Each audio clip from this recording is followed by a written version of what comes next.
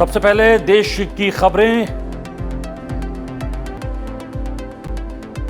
एक बार फिर से भारत समेत दुनिया भर में कोरोना के केस बढ़ने लगे हैं। 5% की दर से कोरोना के केस बढ़ रहे हैं और स्कूलों के लिए नई एडवाइजरी जारी की गई है, जिसके अनुसार अगर स्कूल में एक भी कोरोना का केस मिलता है तो पूरे स्कूल को बंद किया जाएगा।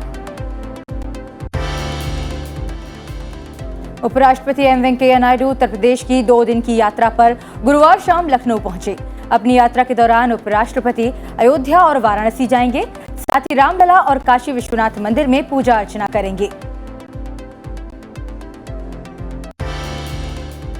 प्रधानमंत्री नरेंद्र मोदी आज सुबह 11 बजे भुज के पटेल सुपर स्पेशलिटी अस्पताल को राष्ट्र को समर्पित करेंगे। वो इस कार्यक्रम में वीडियो कॉन्फ्रेंसिंग के माध्यम से शामिल होंगे। प्रधानमंत्री ने कहा कि यह अस्पताल कच्छ में स्वास्थ्य के बुनियादी ढांचे में उल्लेखनीय वृद्धि करेगा। प्रधानमंत्री नरेंद्र मोदी ने लोगों से पीएम गरीब कल्याण अन्न योजना पर सबका विकास महाप्रश्नोत्तरी में भाग लेने का आग्रह किया है। पीएम मोदी ने कहा है कि ये एक दिलचस्प प्रश्नोत्तरी है, जिसमें सुशासन की पहल की एक श्रृंखला शामिल होगी। प्रधानमंत्री ने गुरुवार को 3 मूर्ति भवन परिसर में नवनिर्मित प्रधानमंत्री संग्रहालय का उद्घाटन किया। इस अवसर पर उन्होंने कहा कि यह म्यूजियम भारत के भविष्य के निर्माण का ऊर्जा केंद्र बनेगा। प्रधानमंत्री ने सभी से संग्रहालय जाने का आग्रह करते हुए कहा कि वहां जरूर जाएं और हमारे सभी प्रधानमंत्रियों के बारे में अधिक से अधिक जानने की कोशिश करें। प्रधानमंत्री नरेंद्र मोदी से ग्रैमी पुरस्कार विजेता ऋषिकेश ने मुलाकात की। प्रधानमंत्री ने कहा कि संगीत के प्रति उनका जुनून और उत्साह और भी मजबूत होता जा रहा है। प्रधानमंत्री ने उन्हें भविष्य के लिए शुभकामनाएं दी। लोकसभा अध्यक्ष ओम बिरला गुरुवार को भगवान महावीर जयंती के शुभ अवसर पर अपने संसदीय क्षेत्र कोटा बूंदी में आयोजित जन कल्याण महोत्सव में सम्मिलित हुए। ओम बिरला ने यहां विनीत सागर जी महाराज के दर्शन भी किए, साथ ही सेवा, परमार्थ और मानव कल्याण में अग्रणी समाज की विभूतियों को सम्मानित किया। देश में इस साल दक्षिण पश्चिम मानसून के सामान्य रहने की संभावना है। मौसम विभाग ने इसका अनुमान जताया है। आईएमडी के मुताबिक बारिश के 1971 से 2020 की अवधि के 87 सेंटीमीटर, दीर्घावधि औसत के 96 से 104% रहने की संभावना है। आईएमडी ने कहा कि दक्षिण पश्चिम मानसून के मौसम के लिए 1971 से 2020 के आधार पर भारत में 868.6 मिलीमीटर वर्षा होने की संभावना है।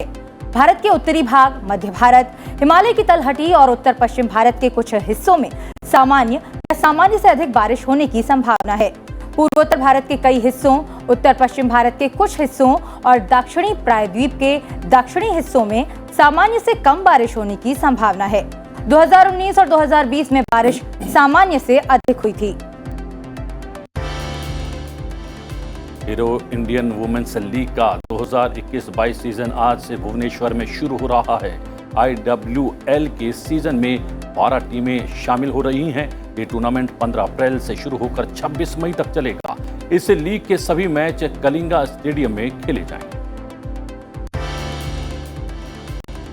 FIH hockey mains pro league के तहत भारत और जर्मनी के बीच दूसरा मुकाबला भुवनेश्वर के कलिंगा स्टेडियम में आज शाम 5 बजे खेला जाएगा।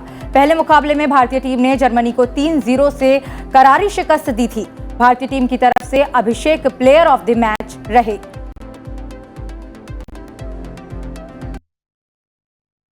अब एक नजर डालते हैं राज्यवार खबरों पर। राष्ट्रीय राजधानी में कोविड-19 के मामलों में तेजी को देखते हुए दिल्ली आपदा प्रबंधन प्राधिकरण की बैठक अगले सप्ताह बुधवार को उपराज्यपाल अनिल बैजल की अध्यक्षता में होगी। बैठक में मौजूदा कोविड स्थिति पर चर्चा होगी, जिनमें मामलों की संख्या में हालिया वृद्धि भी शामिल है। दिल्ली में गुरुवार को कोरोना के 325 नए मामले सामने आए हैं, जिससे यहां कुल सक्रिय मामलों की संख्या 915 हो गई है। कोरोना के बढ़ते मामलों को देखते हुए आज दिल्ली के स्कूलों के लिए दिशा निर्देश जारी किए जाएंगे। जम्मू कश्मीर में सुरक्षा बलों को बड़ी कामयाबी हासिल हुई है।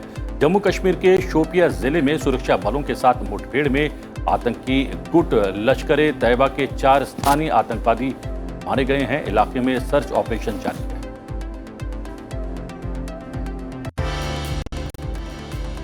आंध्र प्रदेश के एलुरु जिले के अक्की रेड्डीगुडेम में स्थित एक रसायन फैक्ट्री में आग लगने से 6 लोगों की मौत हो गई, जबकि 12 लोग घायल हो गए। मुख्यमंत्री वाईएस जगनमोहन रेड्डी ने घटना पर दुख जताया और मृतकों के परिजनों को 25-25 लाख रुपए देने की घोषणा की है। लद्दाख में सीमा सड़क संगठन BRO ने कड़ाके की सर्दी के मौसम में निर्माण कार्य में लगे श्रमिकों को 1800 जैकेट वितरित किए हैं। BRO के महानिदेशक लेफ्टिनेंट जनरल राजीव चौधरी ने श्रमिकों को जैकेट वितरित किए।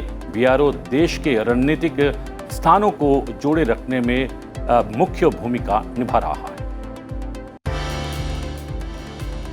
मणिपुर के मोइरांग में आजाद हिंद फौज INA मुख्यालय परिसर में पूर्वोत्तर क्षेत्र का सबसे ऊंचा 165 फुट ऊंचा राष्ट्रीय ध्वज लगाया जाएगा। मोइरांग में INA शहीद स्मारक परिसर में कल ध्वजारोहण दिवस की 78वीं वर्षगांठ मनाई गई थी।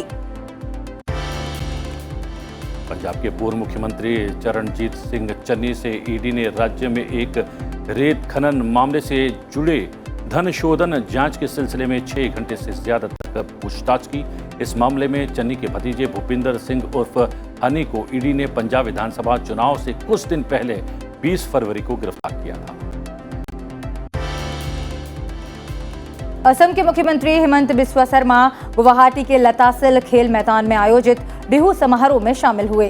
कोविड-19 महामारी के कारण 2 साल के अंतराल के बाद राज्य के सबसे बड़े त्योहार रोंगाली बिहू को बड़े ही धूमधाम के साथ मनाया गया।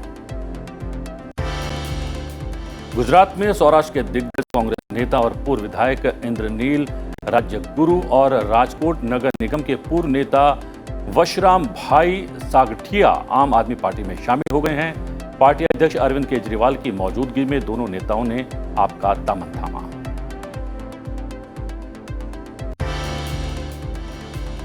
मौसम विभाग के अनुसार देश में इस साल दक्षिण पश्चिम मानसून के सामान्य रहने की संभावना है। वहीं पश्चिमोत्तर के कुछ हिस्सों में सामान्य से अधिक बारिश होने की उम्मीद है। केरल में कई इलाकों में भारी बारिश हो रही है। मौसम विज्ञान विभाग ने अनुमान जताया है कि केरल में अगले 5 दिनों तक तेज बारिश हो सकती है, साथ ही तेज हवाएं चल सकती हैं। मौसम विभाग ने लोगों को सतर्क रहने की सलाह दी है।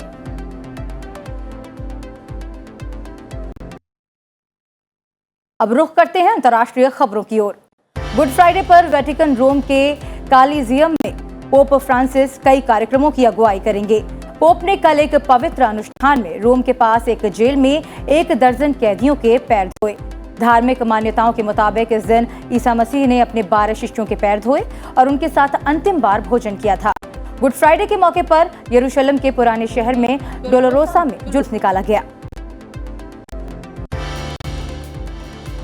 विदेश मंत्री एस जयशंकर ने गुरुवार को संयुक्त राष्ट्र महासचिव एंटोनियो गुतेरेस से व्यापक चर्चा की। रूस यूक्रेन संघर्ष के साथ ही अफगानिस्तान और म्यांमार में स्थिति पर भी विचार साझा किए गए। World famous electric car company Tesla और स्पेसएक्स के मालिक एलन मस्क ने सोशल मीडिया प्लेटफॉर्म ट्विटर को खरीदने का ऑफर दिया है। एलन मस्क ने $54.20 प्रति शेयर मूल्य पर ट्विटर को खरीदने की पेशकश की है।